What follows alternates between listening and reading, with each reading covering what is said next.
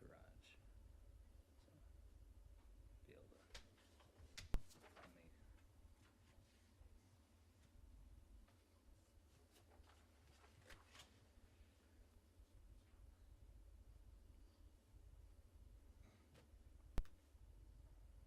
And we are live.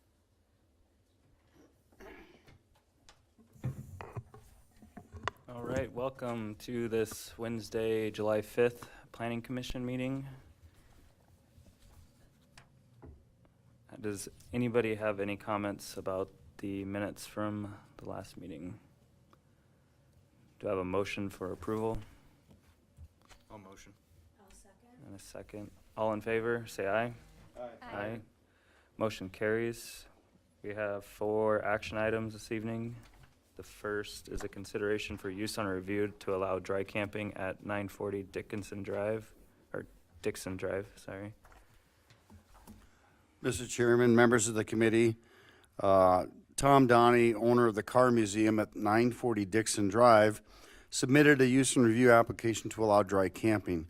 Applicant plans to becoming a harvest host, which allows people to dry camp in a parking lot. They don't pay any fees for camping, but they are encouraged to use any services the host's parking lot businesses might have. This would allow a handful of people to park in the parking lot in hopes that they would visit the museum. The property is approximately 7 acres in total. The applicant would like to use the land surrounding the building for camping. Building is used to house cars for the museum, and the applicant is in process of starting a car museum. It's already there. It's going. The applicant feels there's ample land that could support dry camping and no nearby neighbors would be affected. There is one resident across the street which already has camping in that area. Any additional camping traffic should not be an issue. The lot is owned highway service. This is an allowable use and review. A total of 7 landowner response forms went out and signage was placed on the property May 25th, 2023. One response out of the ones that were sent out was returned with approval. A little bit about Harvest Hosts. We are a network of wineries, breweries, distilleries, farms, and attractions that invite RVers to stay in 4,572 plus stunning campsites.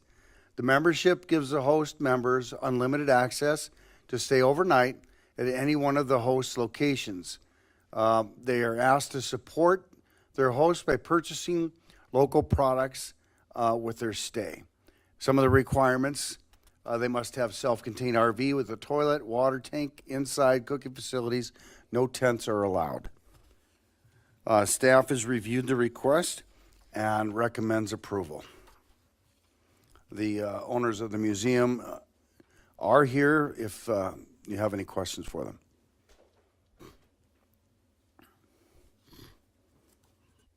I guess my only question is, how many are you expecting at one time? John, when you come up to the mic and you'll speak into the mic, state your name and who you are, and you can answer the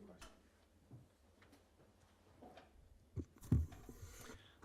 My name is Tom Donnie, and I'm the runner, not really the owner, because we're not really the owner of it, but I manage and take care of the Sturgis Car Museum. And your question is, how many do we expect? I would think this to be a pretty low number. I would be surprised if you had more than 2 or 3 in any given night. We're looking at, we don't have a huge volume of traffic like you do, say, at the Motorcycle Museum.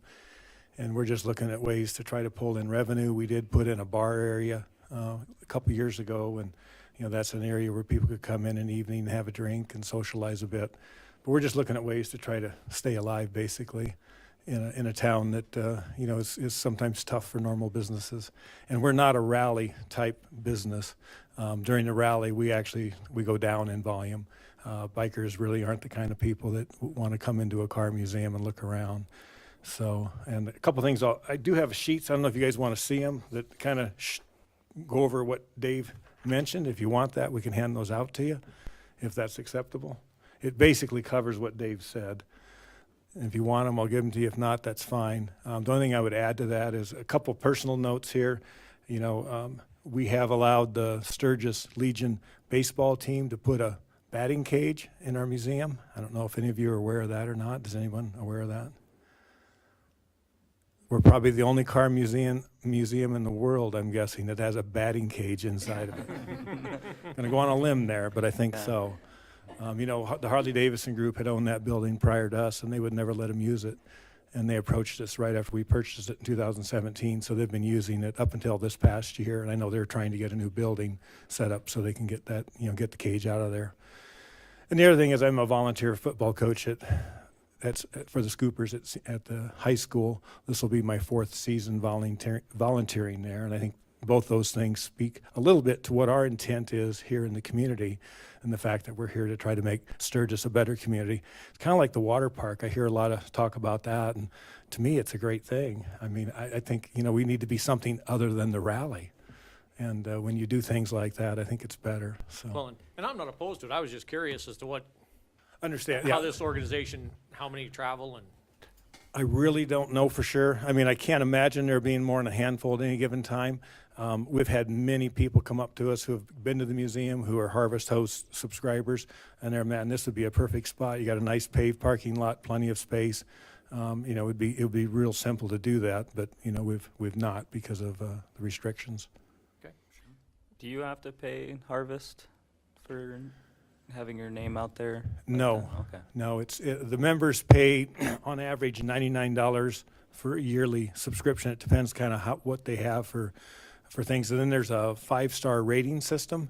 So after someone has stayed at your place, you would go online almost like and didn't spend any money. Then you report that, and if someone's getting low ratings, then they're actually asked to leave Harvest Host, or they're not renewed their membership. So they're really encouraged to use, you know, those local facilities.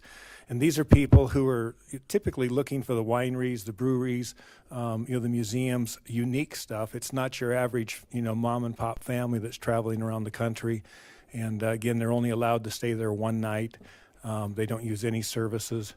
And most of those people are going to need fuel. They're going to need other things too. And if there's nothing here, then of course they drive on to the next place. They're not going to pull into the, you know, into Sturgis and check into a campground. They're specifically looking for something like this. Sure. Oh, kind of a neat idea. Yeah. Never heard of it. Yeah, there's actually another program. I think it's called Boondockers. And then there's a work campers where people can come and work at the museum in exchange for staying on your property. So there's several different types of ways you can do it. Well, I don't have any further questions. I don't. Does the commission? Thank you, sir. Thank No, you. thank you. Appreciate your time. Commission have any other questions? Any comments or questions from the public? Do I have a motion? I'll make the motion to approve. I'll second. Got a second. All in favor, say aye. Aye. All opposed, same sign. Motion carries. Thank you. And Tom will be notifying you of a city council meeting when that comes up.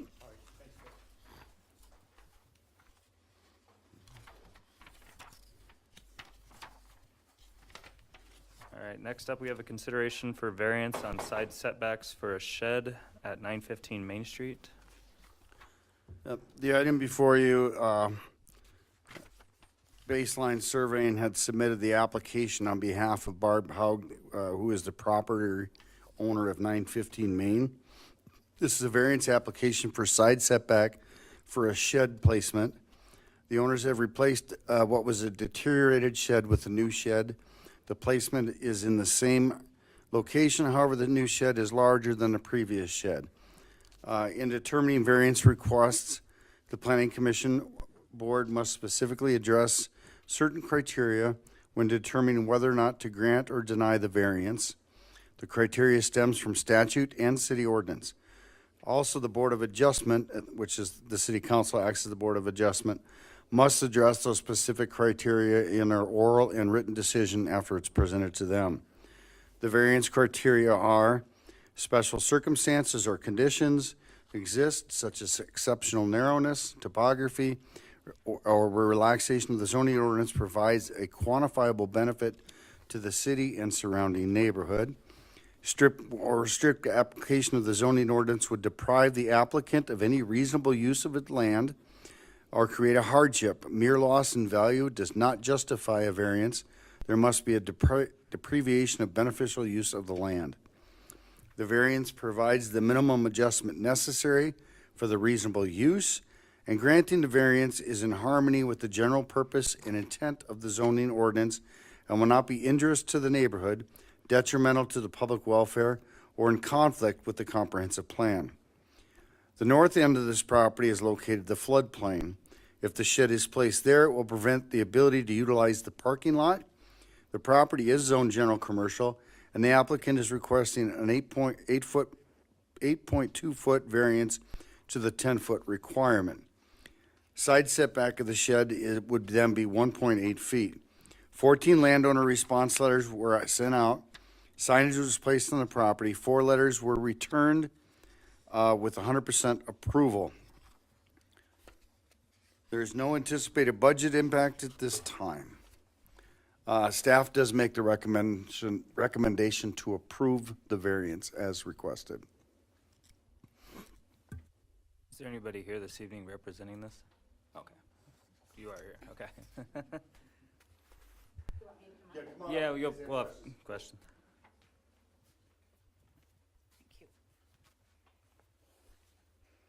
Good evening. Hello. Also, Barb, before you talk, Yes. there is a sewer line from the neighboring property that runs through their property, and the placement of the shed, if the sewer line were to fail, of course, the neighboring property would have to replace their sewer line on their property. But right now, that would make, if it were to fail, would make it kind of hard to access that. So placement of the shed would, on top of that, might cause an issue for the neighbor too. So that's why the variance was requested, part of the, am I correct? Mm-hmm. Yes. Yes.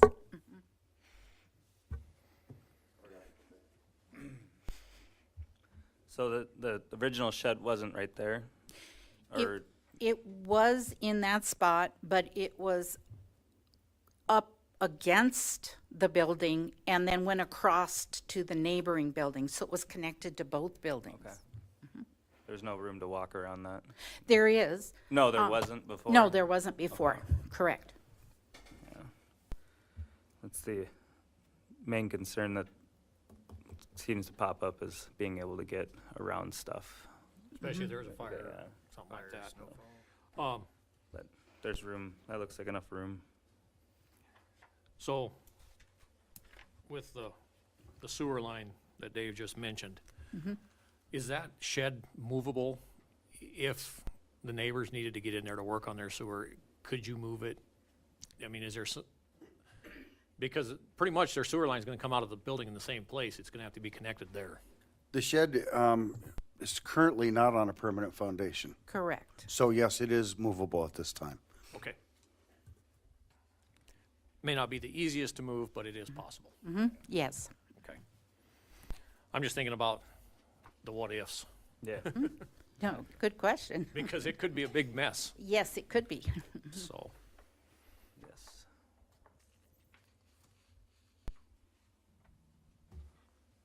There any other questions? I don't. Any questions or comments from the public?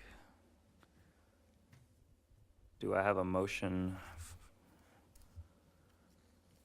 I'll make a motion. Have a first I'll second it. and a second. All in favor, say aye. Aye. All opposed, same sign. Motion carries. Thank you. Thank you. And again, we'll be notifying you of the city council meeting that it'll go to next.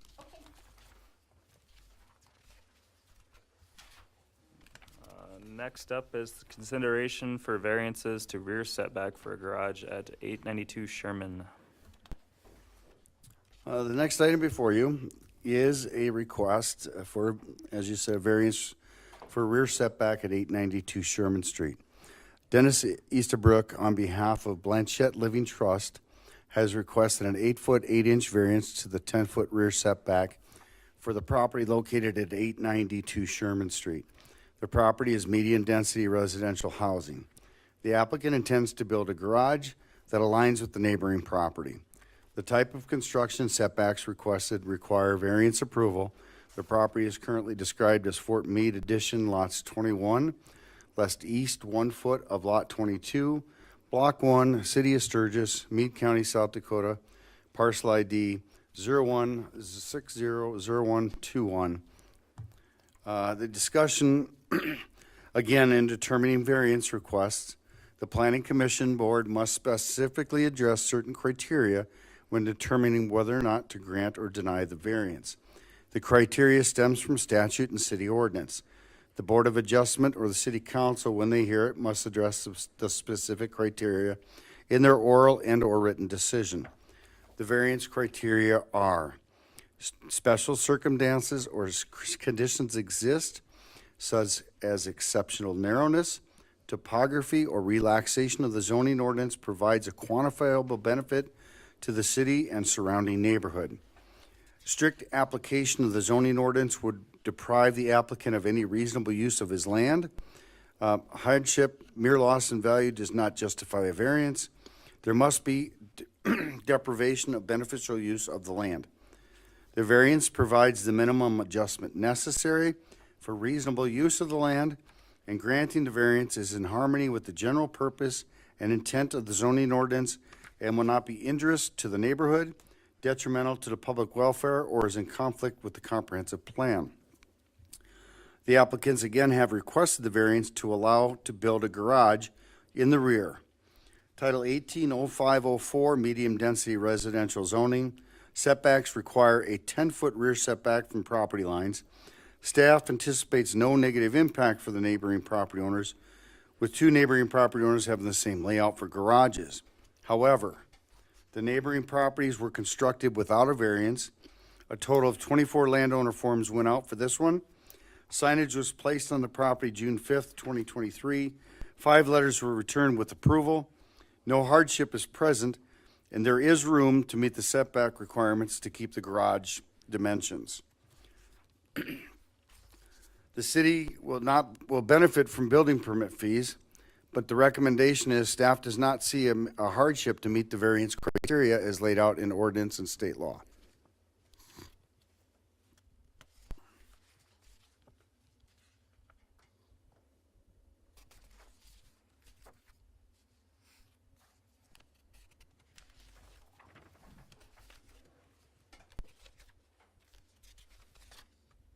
So is this kind of like how mine is, where there's a bunch of, there's like 10 feet from the property line to the street?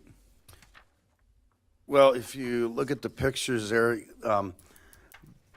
Like it's not right on the alley? well, it would be off the alley. There actually is no alley there. It's a double-fronted street. Oh, So the properties are long and narrow.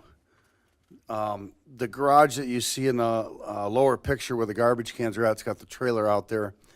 That was one that was constructed several years ago.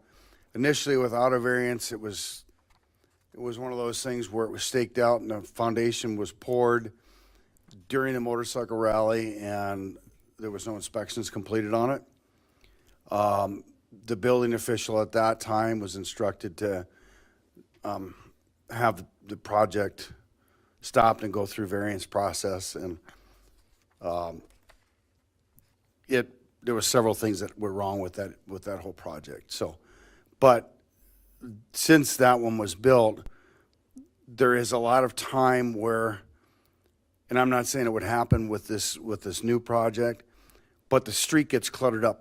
The section between the garage, because there's not even enough room to park a car off the street into the required hard surface that's outside of that.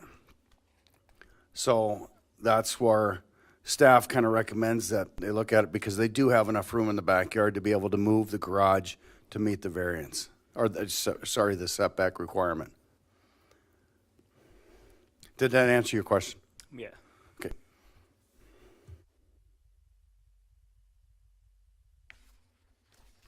Is there a representative here? There is.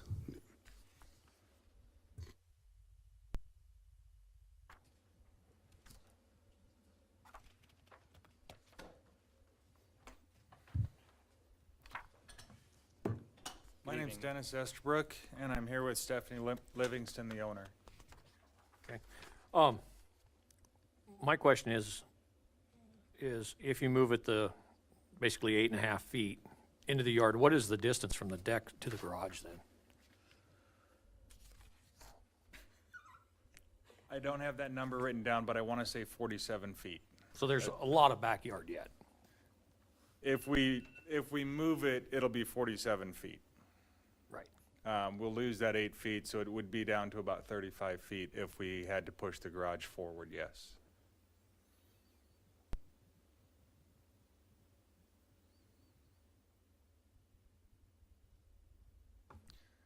From the curb to the garage where we want to put it, there is 20 feet. We'd be pouring about another 7 feet of concrete, so there would be about 20 feet of concrete in front of the garage. A full-size F-350 won't fit, but most cars will.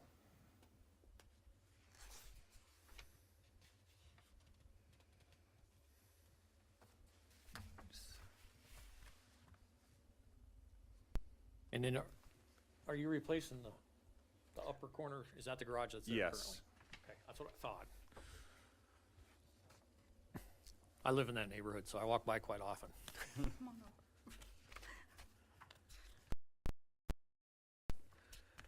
Concern with them being that close to each other with the garage next door.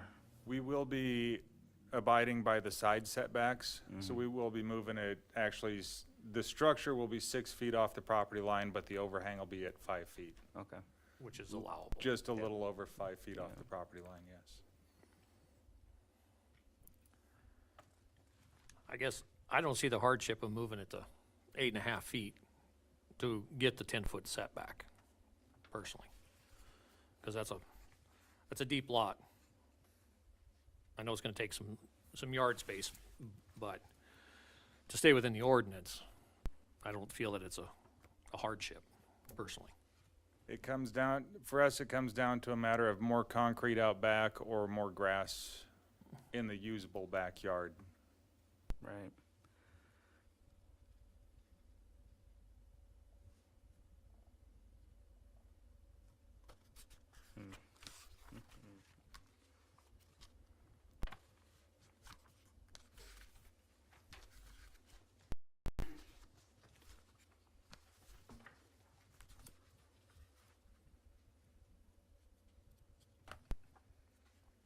And I know there's other garages in that area that are real tight to the street, the older. Yes. And it does, like Dave said, it becomes a collection spot in some of those places. For And the it flows. neighbor maybe, but It flows into the street, that's, And that is just a point of reference on that but the biggest thing is concerned is we have to follow the state law and the ordinance. Is there the hardship there? correct. And that's where it's at. And one way or the other, you have to prove that hardship. Yeah. I'm looking at it, you still got plenty of real estate to be able to move it to meet the ordinance.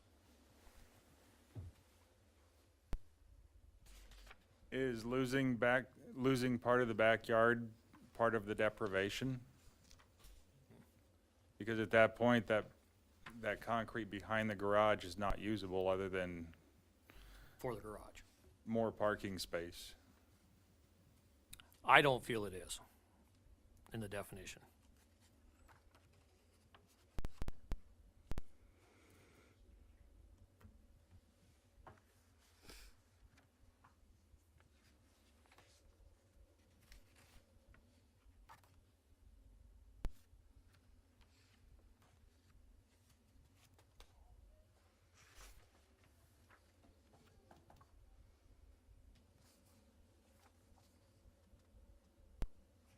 So by not defining the hardship, then we're not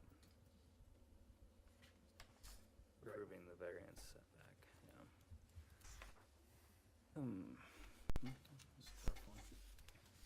Yeah, 'cause everyone else has those.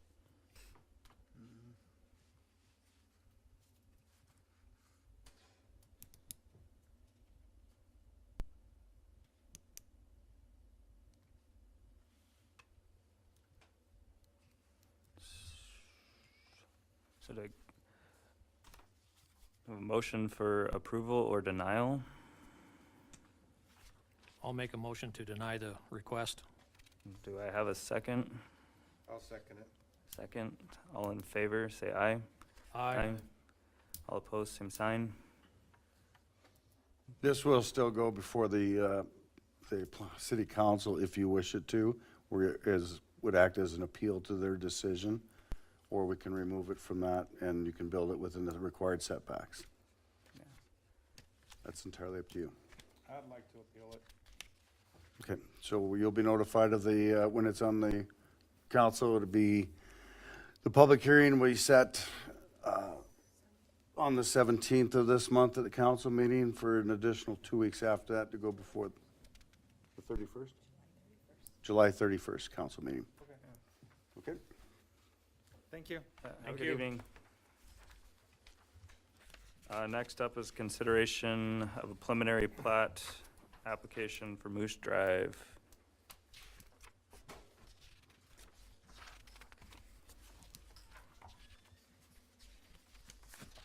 An easy one. Yeah. All right, the item before you here is the preliminary plat application for WBI on Moose Drive. WBI Energy Transmission has submitted a preliminary plat of a tract of land, east quarter of Section 9 and Township quarter of the northwest quarter of Section 16, Township 5, North Range 5, East Black Hills Meridian, Meade County, South Dakota. The said tract is more particularly described as commencing at the south corner of Section 9, then south 87 degrees 41 feet east, 247.8 feet to the point of beginning, thence continuing south east 88.1 feet, then south 39 degrees 21 feet, west 86 feet, thence north 50 degrees 40 feet, west 230 feet, then north 43 degrees 24 east, 157 feet, then south 32 degrees 47 feet east, 41.9 feet to the point of beginning. Said tract contains 0.63 acres, more or less. WBI Transmission, Energy Transmission, a subsidiary of MDU Resource Group, submitted this preliminary plat application for a border station on Moose Drive. A utility lot is an allowable use for neighboring zoning. A 4-inch gas main line has been ran down short track in Moose. The current station is not sufficient enough for the larger line. There will be a fence surrounding the new station, and access to the city's infrastructure on the east side of the station will be available. There's no budget impact at this time, and staff makes recommendation to approve this plat. I didn't catch all that. Can you repeat Are that? there any questions? Tell me right where it's at.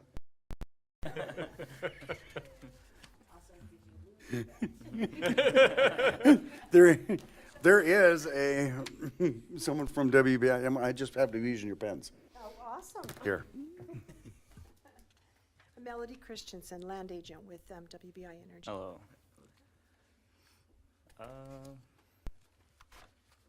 Yeah.